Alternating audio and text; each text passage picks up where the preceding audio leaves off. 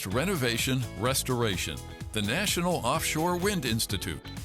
The former seafood packaging plant is now a cutting-edge training facility to support the growing demand for trained wind turbine technicians.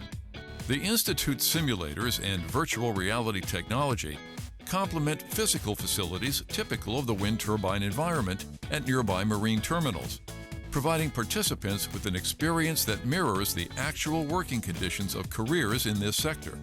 Implementing this transformation first required extensive ground improvements to accommodate the renovated building's increased structural loading requirements. The project team installed more than 360 helical piles to depths of more than 20 feet. Because of the building's proximity to the ocean and changing tides, creative scheduling and dewatering approaches were needed during construction of drainage and sewer system improvements, as well as a new elevator pit.